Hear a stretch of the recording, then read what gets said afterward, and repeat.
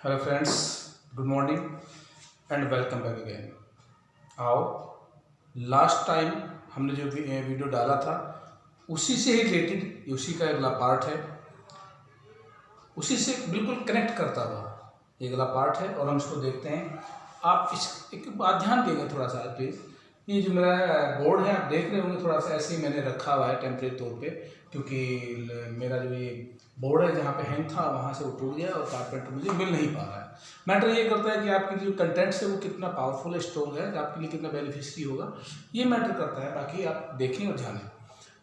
चलो आगे बढ़ते हैं। हम बात करते हैं मौर्य युग के बारे में। ठीक है भाई, मौर्य युग के बारे में हमने बात की थी। मौर्य वंश का अंतिम शासक जो था वो बृहद्रथ था, उतना पावरफुल नहीं था और उसके एक सेनापति थे पुष्यमित्र शुंग।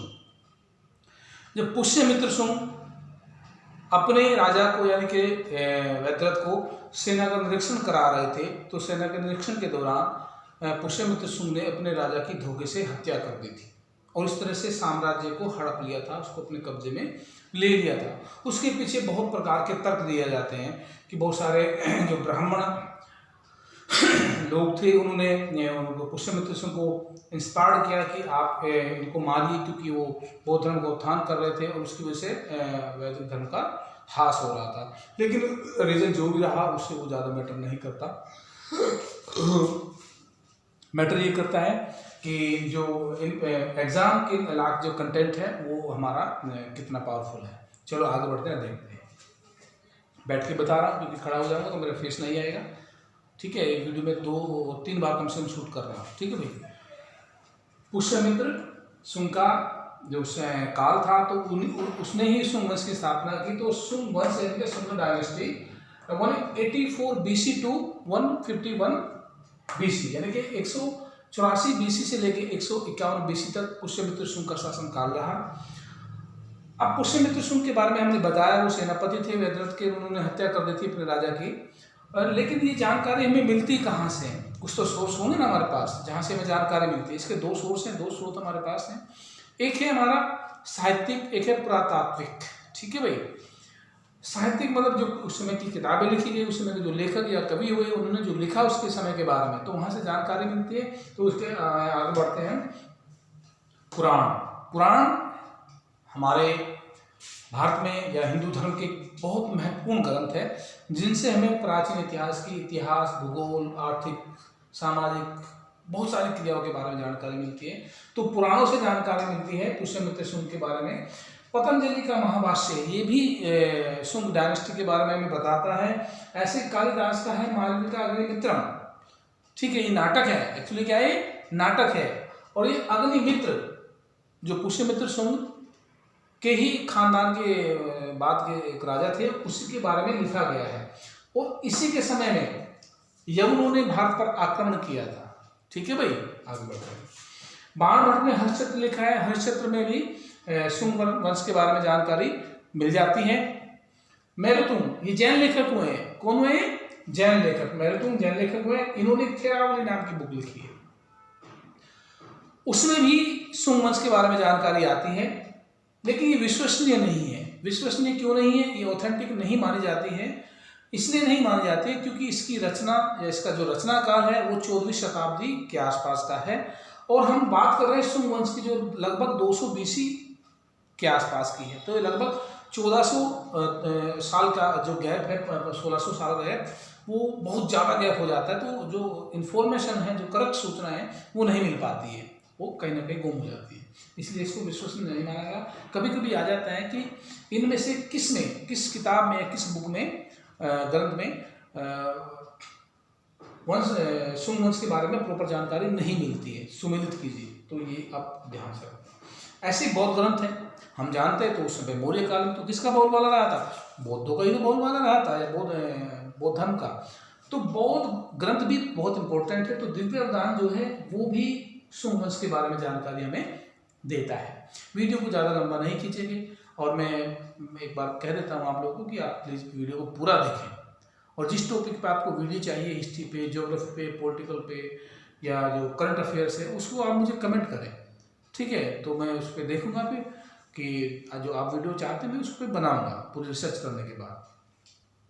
हमने बताया साहित्यिक स्रोत हो गए हमारे। अब पुरातत्व स्रोत जो है हमारे उन्हें देख लेते हैं।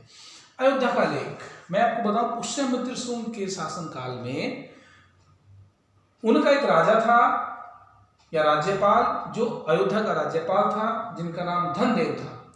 तो उन्होंने जो लेख लिखवाया है जो अयोध्या में पाया गया, तो उसको अयोध्या का लेख कहते हैं।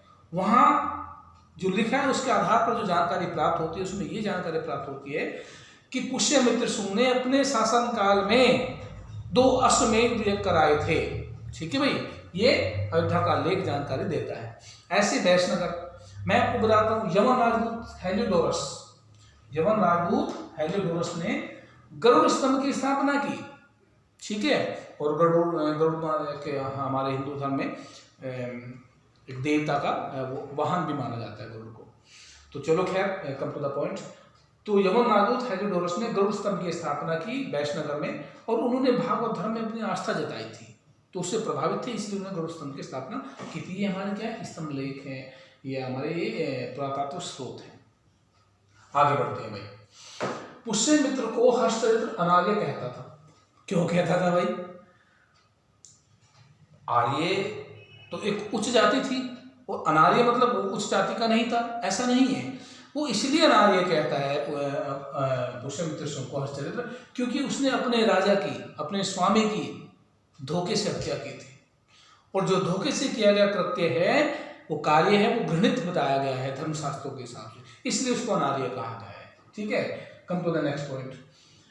शुंग पुरोहित थे।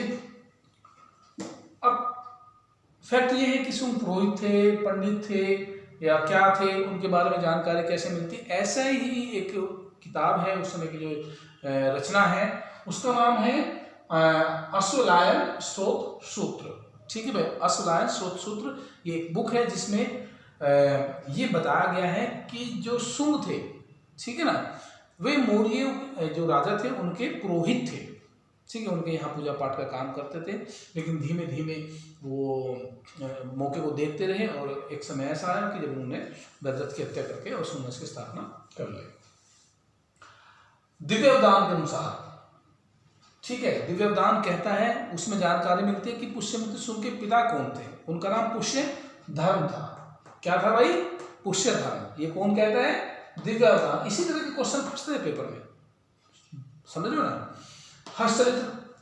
हर्षचरित्र बृहद्रथ, जो अंतिम मौर्य नरेश थे, उनको प्रज्ञा दुर्बलम यानी कि बुद्धिहीन राजा कहता है। और उसके पीछे तर्क क्या हो सकता है, मैं एक 2-4 सेकंड में, 20-30 सेकंड में बताता हूँ। ये तर्क हो सकता है कि उसने शायद अपने सेनापति पुष्यमित्र शुंग पर बहुत ज़्यादा विश्वास किया हो, उसकी बात को एजेटिस मान लेता हो जैसे वो जानकारी देता हो, या फिर वो निरीक्षण ना करता हो, या अपने विवेक से कार्य ना करता हो जो उसको करना चाहिए, इसलिए शायद उसको प्रज्ञा दुर्बलम कहा है। आगे बढ़ते हैं।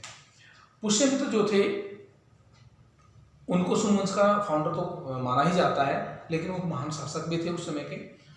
उन्होंने अपनी प्रसिद्धि के लिए बहुत सारे कार्य भी किए होंगे, या इतिहास बताता है, साक्ष्य बताते हैं। ऐसा सुना जाता है, माना जाता है, देखा जाता है, जो लिखा जाता है कि पुष्यमित्र शुंग ने अपने समय में 84,000 बौद्ध स्तूपों को डेमोलिश करवा दिया था, नेस्तो नाबूद करवा दिया था। जहाँ जहाँ भी वो अपनी सेना को लेकर निकलते थे, बौद्ध धर्म से संबंधित जो भी उसको साक्ष्य मिलते, जो भी सबूत मिलते, उनको नष्ट करवा देता था। उसके पीछे तर्क ये दिया जाता है कि उस समय वैदिक धर्म या ब्राह्मण धर्म का ह्रास हो रहा था, और बौद्ध धर्म लगातार उत्तरोत्तर वृद्धि करता जा रहा था।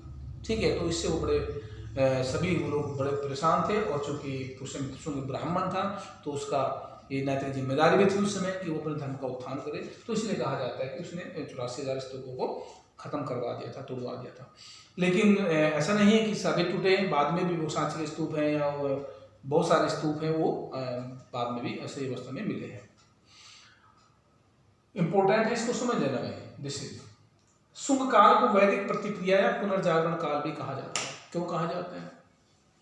वही ये पीछे वाला टॉपिक है, एक लाइन मैंने बताई थी कि शुंग काल में, ठीक है, ये पुष्यमित्र शुंग के समय में वैदिक धर्म का दोबारा से उत्थान हुआ, दोबारा से उसने संजीवनी पाई। ठीक है, क्योंकि उससे पहले बौद्ध धर्म बहुत तेजी से फैला था, और हिंदू धर्म या ब्राह्मण धर्म के, वैदिक धर्म के फॉलोवर धीमे धीमे कम होते जा रहे थे। और आप जानते हैं आजकल तो यूट्यूब का ज़माना है, इंस्टाग्राम का ज़माना है कि जिसके फॉलोवर कम होते हैं उसकी प्रसिद्धि कम हो जाती है, और जिसके फॉलोवर ज़्यादा होते हैं उसकी प्रसिद्धि बढ़ जाती है। तो मैं भी आपसे रिक्वेस्ट करता हूँ, प्लीज़ मुझे फॉलो करो, कमेंट करो, लाइक करो, शेयर करो, और बेल आइकन भी बीच बीच में दबा दिया करो भाई, ठीक है ना, क्योंकि एटलीस्ट मैं आपके लिए मेहनत कर रहा हूँ, तो आपका भी कहीं ना कहीं थोड़ा सा फर्ज बनता है, जिम्मेदारी बनती है, आप मेरे लिए कुछ करें, ठीक है। आगे बढ़ते हैं, come to the next point. अब लगभग जब से सुंग वंश की स्थापना हुई 184 BC से लेके बाद के 100 वर्षों तक सुंग वंश अपना कार्यकाल पूरा किया, और 100 वर्षों के लास्ट तक आते आते सुंग वंश धीमे धीमे खत्म हो गया, क्योंकि बाद के राजा उतने शक्तिशाली नहीं रहे और वे थोड़ा सा विलासी टाइप के हो गए, भोग विलास में लिप्त रहने लगे। अग्निमित्र एक सुंग वंश का एक राजा है, उसी के बारे में एक नाटक है कालिदास का, मालविका अग्निमित्रम, जिसमें अग्निमित्र को नायक के तौर पर रिप्रेजेंट किया गया है, ठीक है भाई। वो 151 BC से लेके 143 BC तक रहे, और वो विदिशा के उपराजा भी रहे थे जब पुष्यमित्र शुंग राजा थे, ठीक है भाई। आगे बढ़ते हैं, ये इनके पुत्र भी थे। जेठमित्रम, ठीक है भाई, ये 143 BC से लेके 136 BC तक राजा रहे। इनके बारे में इतिहास में कोई खास जानकारी नहीं मिलती है, इसलिए इनका कोई ऐतिहासिक महत्व नहीं है, क्योंकि जिसके बारे में जानकारी नहीं है, चाहे वो कितने भी बढ़िया रहे हों, तो उसके बारे में कुछ कहना बड़ा अजीब सा हो जाता है। उनके बाद जो राजा बने वसुमित्र थे, 136 BC से लेके 126 BC तक रहे, लगभग 10 साल तो इन्होंने शासन किया। इनके बारे में कोई खास जानकारी नहीं मिलती है। फिर भागवत, ये अंतिम शक्तिशाली राजा थे।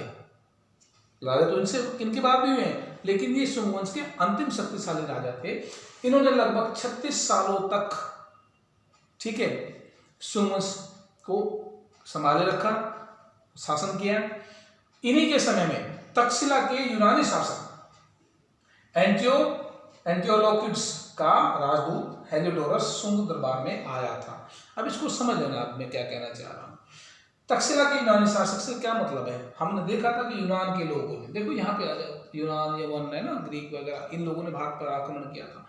तो यूनान के जो राजा थे या शासक थे जिन्होंने भारत के क्षेत्र पर आक्रमण किया, तो उन्होंने तक्षशिला के क्षेत्र में अफगानिस्तान पे कब्जा कर लिया और वहाँ पर राजधानी स्थापित कर ली। तो उस समय वहाँ तत्कालीन जो राजा था एंटियोलोकिड्स, उनके राजदूत हेलियोडोरस भारत के मतलब राजा भागवत के दरबार में आए थे। अंतिम शासक कौन थे? ठीक है, सुंग वंश के देवभूति या देवभूमि, हो सकता है लास्ट लाइन आपको कम दिखाई दे, लेकिन मैं बता रहा हूँ, उसको समझ लेना। एक लास्ट लाइन है, वासुदेव नामक व्यक्ति ने देवभूमि की हत्या कर दी, और इस प्रकार से सुंग वंश की डायनेस्टी, शासन, अस्तित्व खत्म हो गया और कर्ण वंश अस्तित्व में आ गया, क्योंकि वासुदेव कर्ण वंश से संबंधित थे और कर्ण वंश का उदय हुआ। तो ये बहुत सारी जानकारी है, बड़ी इंपॉर्टेंट है आपके लिए। वीडियो बहुत लंबा बनाएंगे तो फिर आप लोग देखते नहीं, और मैं आपको बताता हूँ, प्लीज़ आप पूरा वीडियो देखा करें। पूरा वीडियो देखोगे तो पूरी जानकारी मिलेगी ना, ठीक है। चलो बढ़ते, तो इस तरह की जानकारी है। अच्छा, एक और मैं कंटेक्स्ट बताता हूँ, एक दो लाइन है मैंने लिख रखी है, बड़ी इंपॉर्टेंट है, मैं आपको समझाता हूँ, इसको समझ लेना। मनु कहते हैं कि ब्राह्मण को भी अपने धर्म को बलिष्ठ बनाने के लिए, शक्तिशाली बनाने के लिए आवश्यकता पड़ने पर हथियारों का इस्तेमाल करना चाहिए, ये मनु कहते हैं, ठीक है भाई। और चूंकि मनु ने मनुस्मृति लिखी, एक याज्ञवल्क्य की स्मृति थी, और कई सारे इस तरह की चीजें थी। तो हम बस कंटेंट हमारा यही है, तो मैंने बता दिया आपको। तो इसको आप बढ़िया से समझें, जानें, और कई बार वीडियो को देखें, पलट के देखें। एक बार समझ आए, 2 बार देखें, 3 बार देखें। आप घर पे बैठ के लेट के देखिए तो कोई दिक्कत वाली बात नहीं। हम लोग तो रात पर जाके इसको कंटेंट को कलेक्ट करके तब आप लेके बनाते हैं। मैं उम्मीद करता हूँ आप इसको देखेंगे, समझेंगे, जानेंगे। Wish you very all the best. Okay.